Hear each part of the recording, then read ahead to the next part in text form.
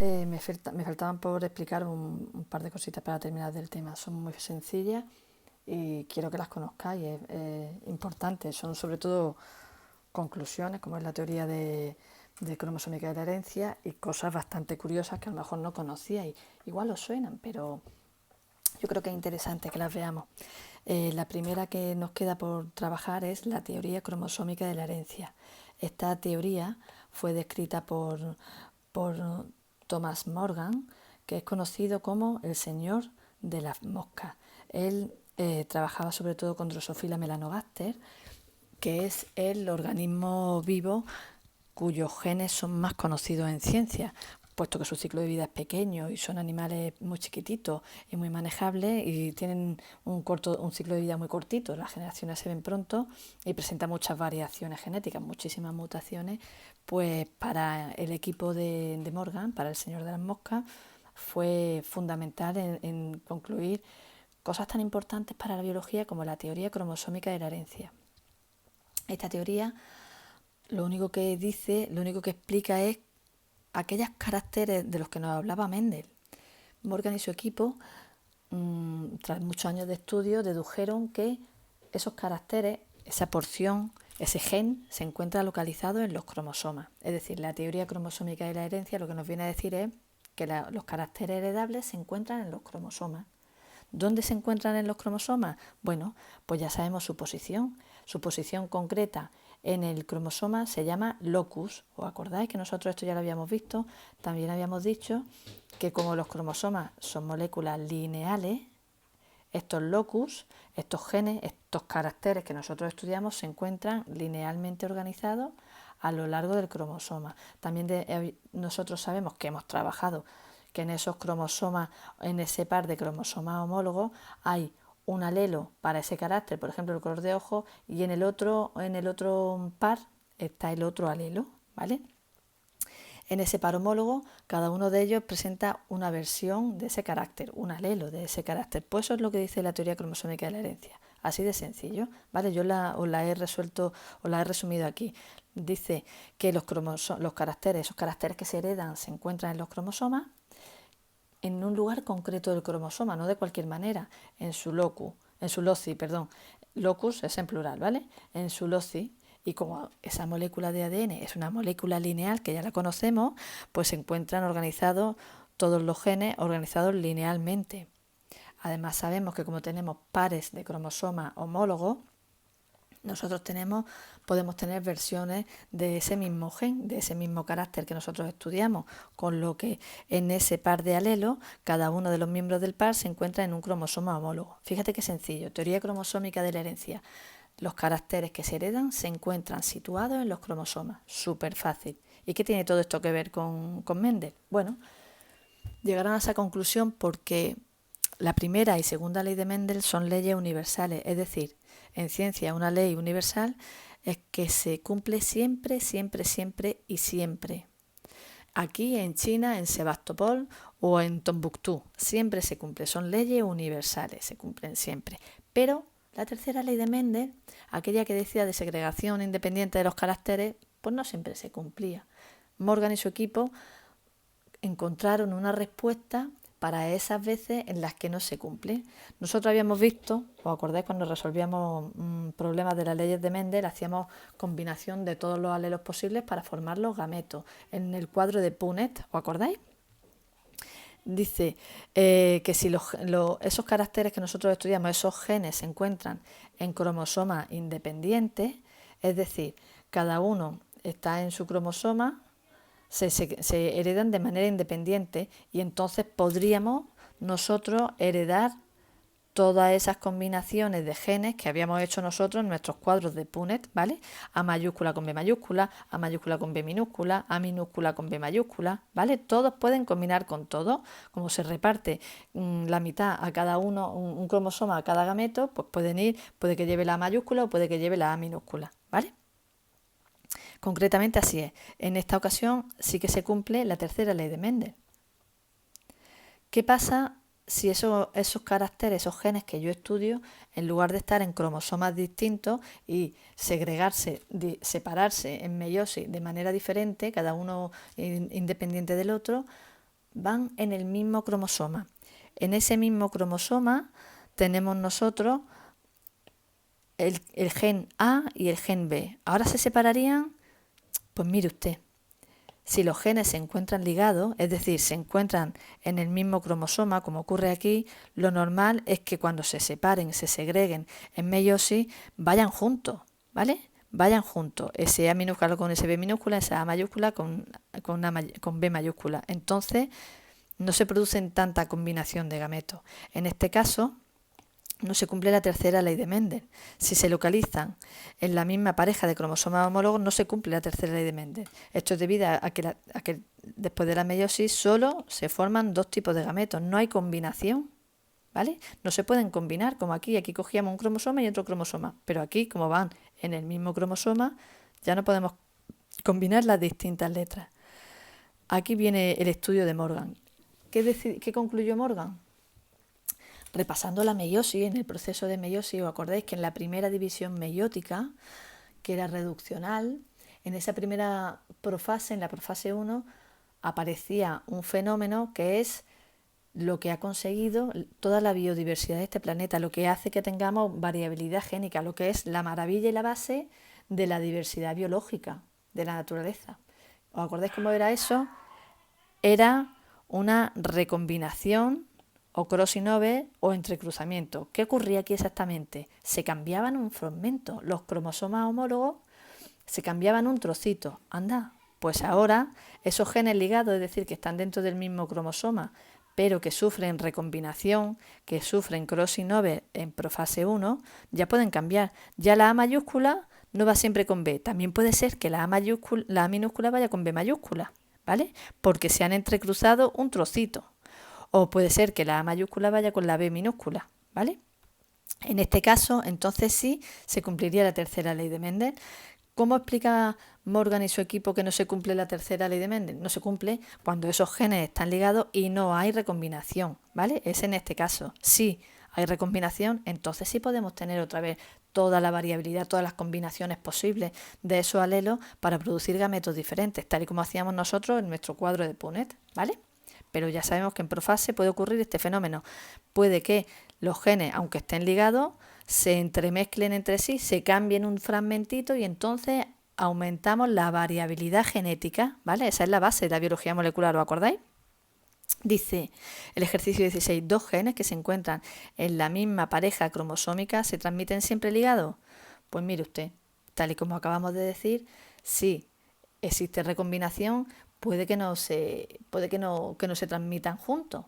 Si no hay recombinación,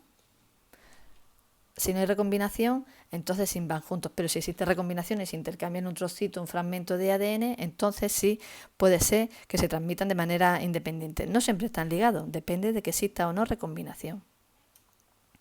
17. ¿Por qué la teoría cromosómica puede explicar casos que en la tercera ley de Mendel no se cumple? Esta teoría cromosómica, que nos explica dónde se sitúan y cómo están organizados los genes dentro de un cromosoma, y sabiendo lo que ocurre en la meiosis, nos lo explica perfectamente diciendo que en profase 1, en esa recombinación, en ese crossing over que nosotros estudiamos, se intercambian un fragmento y entonces aumenta la variabilidad, ¿vale? Muy bien. Otra cosa que nos queda por explicar es la herencia del sexo. Nosotros sabemos cómo se hereda el sexo, eso ya sé yo que lo sabéis. ¿Os acordáis que nosotros decíamos que la hembra es XX y el macho es XY? Este es nuestro sistema de heredar el sexo, es decir, de aquellos 23 pares de cromosomas, nosotros heredamos 23 cromosomas, ¿vale? De mi madre y 23 de mi padre. ¿Os acordáis de aquello? De esos 23, 22 son cromosomas autosomas que se llaman, y hay uno que es el par sexual. Ese par sexual es este de aquí, que nos determina el sexo. Yo tengo puesto que soy una mujer, XX, y los varones tienen XY, ¿vale? Puesto que son hombres. Pero no siempre es así. No siempre es así en la naturaleza. Y esto es una cosa muy curiosa que debéis conocer, ¿vale? Por ejemplo, nosotros hemos estudiado cómo heredamos nosotros el sexo, cómo se determina el sexo en los humanos, que es lo que ya conocemos y lo debía haber visto también el año pasado en tercero. Pero hay casos diferentes y no siempre es así. Hay una plantilla que se llama el pepinillo del diablo, no sé si la conocéis, Equivalium elaterium. En esta planta el sexo viene determinado por una serie alélica, es decir, son 3 genes que influyen uno sobre el otro. En esta serie alélica de estos 3 genes, dos alelos, con 2 alelos cada uno, además tienen una organización de dominancia. El macho, la M da lugar a macho, H para hermafrodita y F para la planta femenina. El macho domina sobre el hermafroditismo y el hermafroditismo y el macho sobre la feminidad, ¿vale? Es decir, son genes que se influyen unos con otros. Según se presente más cantidad de uno o más cantidad de otro, la dominancia de uno u otro será de uno de estos 3 sexos, macho, hembra o heterocigoto, perdón, no me sale la palabra esta, jolines, hermafrodita, madre mía.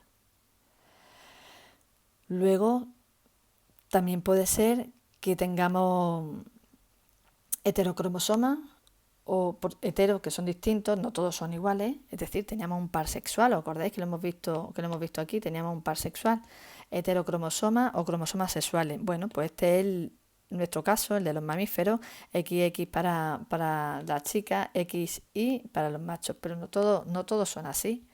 Hay veces que, por ejemplo, en las aves, la hembra es heterocigótica, ¿vale? La hembra es ZW, mientras que el macho es el homocigótico, en este caso, en las aves. También puede ser que le falte un cromosoma. Esta es la hembra, ¿vale? En los insectos, y en los machos le falta un cromosoma ahí, ¿vale? Entonces no tendrían el mismo número de cromosomas. Este tiene uno menos, porque esto es un 0, ¿vale? O también puede ser que un caso muy particular y muy interesante, porque son unos bichos fantásticos, son las abejas. Las abejas presentan lo que se denomina haploidía diploidía. Haploides eran aquellos que tenían solamente un juego de cromosomas, diploides los que tienen 2 juegos de cromosomas, como nosotros. Pues en abejas depende de la cantidad de cromosomas que tenga. La hembra, la reina, es 2N. Sí, y pone huevos N. Sí. No lo fecunda, va a dar lugar a machos, pero si lo fecunda, va a dar lugar a más hembras. Algunas, si le alimenta con jalea real, serán reinas, y si la alimenta con miel, serán obreras. O puede ser la relación entre el número de cromosomas X y los autosomas. Si tiene un cromosoma X, tienes un sexo. Si tienes 2 cromosomas X, tienes otro sexo. En Drosophila melanogaster, si tienes un solo cromosoma X, eres un macho, y si tienes 2, eres una hembra, ¿vale? Aunque existe otro cromosoma Y en el caso de los machos, pero ese no es determinante en el sexo, ¿vale? Ese no interviene. O también puede ser que el sexo sea determinado por el ambiente, como los cocodrilos, en las tortugas, en muchos reptiles, según la temperatura en la que se desarrollen esos huevos. Bueno, pues vamos a verlo. Bueno, el sistema XX, pues ya lo conocemos, es el que sufren los mamíferos, la gran mayoría de los mamíferos, algunos peces y algunos anfibios. En las aves, el macho, ya hemos dicho que era el homocigótico, mientras que la hembra es heterocigótica, ¿vale? Es curioso, en los insectos, pues mira, tienen 22 autosomas más un solo cromosoma sexual, y este sería un macho, mientras que la hembra tiene 2 cromosomas sexuales y 22 autosomas. Habíamos dicho que todos los cromosomas, los que no tienen nada que ver con el sexo, se llaman autosomas. Y luego están los cromosomas sexuales. ¿Vale? ¿Y qué pasa en la abeja? Bueno, pues la abeja es un bicho absolutamente maravilloso. Tiene una jerarquía, tiene una reina, tiene una organización. Todo esto viene determinado por unas condiciones ambientales. Si hay alimento o no hay alimento, la reina decidirá cómo fecunda o cómo no fecunda esos huevos. Y bueno, pues es un ciclo de vida bastante curioso, es una organización social, jerárquica, muy organizada y muy bien establecida. Tienen un mecanismo tienen mecanismos de comunicación, no sé si habéis oído hablar del baile de la abeja, en fin, la abeja es un bicho absolutamente maravilloso.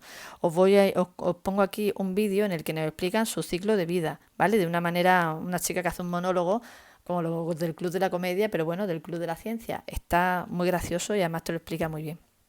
La reina es diploide, y sufre meiosis, entonces prepara una serie de huevos. Si esos huevos no son fecundados, van a dar lugar al macho, ¿vale? Los machos son los zánganos, ¿os acordáis? Y son haploides. Esos machos pueden fecundar huevos, sí señor. Si fecundan los huevos que pone la reina, entonces van a dar lugar a hembras. Estas hembras, según si se alimentan de jalea real, darán lugar a reinas que son de mayor tamaño. Y si se alimentan de miel, darán lugar a obreras, que son las que reparan los panales, cogen el polen, elaboran todas las obreras, las currantes dentro de la colmena. ¿De qué depende una cosa de otra? Bueno, pues fíjate, este bicho de aquí es el más grande de todo, es el que más gasto de energía conlleva su producción, tanto porque tiene el doble de material genético como porque es muchísimo más grande. Así que, bueno, ¿de qué depende de que produzca huevos de reina? Pues de las condiciones ambientales, de que la reina madre sea capaz de ver que aquello es posible. ¿Cómo decide uno u otro? Bueno, en este vídeo está muy bien explicado. Lo explica una chica de verdad, está gracioso. Es cortito, son 6 minutos y merece la pena que lo veáis, ¿vale? Luego lo voy a poner para que lo podáis ver. En Drosophila melanogaster decíamos que depende de la relación entre el número de autosomas, es decir, de cromosomas no sexuales, que serían este, y el número de cromosomas sexuales. Esta, como es una hembra, tiene 2 cromosomas sexuales, XX. En el macho es verdad que tiene un cromosoma Y, pero este cromosoma Y no tiene nada que ver con... no es responsable de la determinación del sexo, con lo cual no podemos decir que es un cromosoma sexual. Entonces los machos solamente tienen un X y las hembras tienen 2X, ¿vale? La determinación del sexo en función de la relación de los cromosomas sexuales y los autosomas. Esto es lo que ocurre en Drosophila melanogaster. Ya sabéis que este bicho genéticamente es el más conocido del mundo. Finalmente, la determinación ambiental ocurre en anfibios, en reptiles, por ejemplo, en los cocodrilos muy famosos, en las tortugas también, en algunos lagartos, ¿vale? Aunque también se ha observado en algunas especies de pájaros. Según la temperatura que haga, si la temperatura es muy alta, dará lugar a machos. Si la temperatura es baja, si la temperatura es muy baja, da lugar a hembras, ¿vale? Curioso. Macho, si la temperatura es alta, vamos a ponerlo en negro, y hembras si la temperatura es baja. Determinación del sexo según la temperatura ambiental. Bueno, hasta ahí el primer vídeo que os quería poner. Ahora, en el siguiente vídeo, voy a ver la herencia ligada al sexo, que me parece súper importante y es muy curiosa también, y haremos un par de ejercicios. Entonces, como voy a hacer ejercicio en problemas y os voy a explicar la herencia ligada al sexo, que es muy sencillita, y la herencia influida por el sexo, pues voy a hacer un segundo vídeo. Muchas gracias, espero haberos ayudado.